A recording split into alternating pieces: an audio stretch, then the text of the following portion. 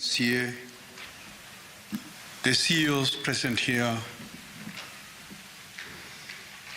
and all of you who have actually attended this morning session of the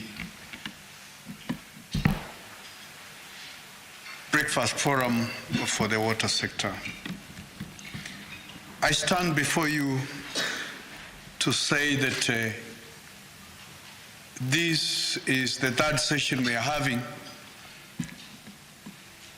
having covered infrastructure and energy, and it's because of the role they play and the construction activities that take place in those institutions. There are a certain level of peculiarities that we respect and which it is important we understand. But NCA as a body has a mandate. And by the way, we are not requesting you to provide the details of your project. It is a requirement.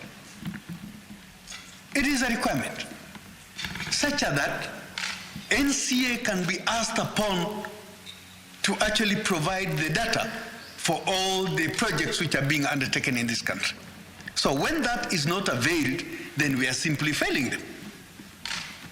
So I'm happy that you are acknowledging that it's very important, and we are not asking it for any other reason. It is just that that data is important to be received. We also decided to go that direction because we knew that there are challenges in those institutions. You are quite aware we have had failures in the construction industry. Buildings have collapsed, dams have failed, and lives have been lost, properties have been destroyed, and money has been lost. And what we actually want to do is to see how do we curb such that this challenging situation is alleviated so that we don't continue suffering. And the mandate has actually just been given to NCA to ensure that these things are properly done.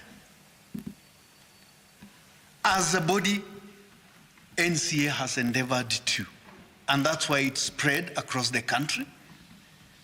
And from time to time, we have done what we call corrective measures. And indeed, I can say without any contradiction, that task has been done. In our conversation here today, we have touched on a number of things, some of them that looked very sensitive, and some of them that look like they are not attainable.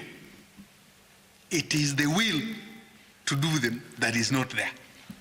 Otherwise, they can be done. It can actually be done. For example, why have we failed to develop the local contractors? There are a plethora of reasons. We are the same people who develop foreign contractors because of some of our vested interest that is there. So whether they came here as briefcase contractors, but we developed them because someone came to do only one project here, but he ended up staying for 10 years, 15 years. What was maintaining him? If we were not giving that person jobs, that is the first thing. The second thing is now on even our own local contractors. So this is now where you're actually killing yourself. But the blame will always be also the government. You will always blame the government, but you actually don't ask yourself. One, sometimes quality of work becomes an issue. Second, non-completion of work. Thirdly, unnecessary variations.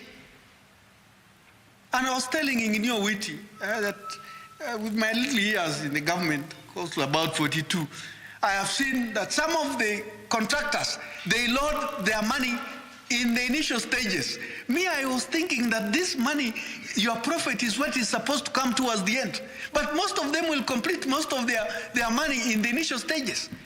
And the government is now very clear on the issue of variations. And I'm very happy. That decision is very clear. Variations must be done for a specific reason. So if you wake up and say you want to be the least bidder, you want to actually be the lowest bidder, thinking that there will be variations tomorrow, I think you are creating a problem for yourself. So it is possible, and it is the desire. We are over 50 years since we got independent. And by the way, there are also some local contractors who have equally done well. We cannot condemn everybody, but they have done well, and we are proud of them. But we are saying, can this number increase so that we have a stake, we have a say in this construction industry? Those are some of the things, the conversations we are supposed to have.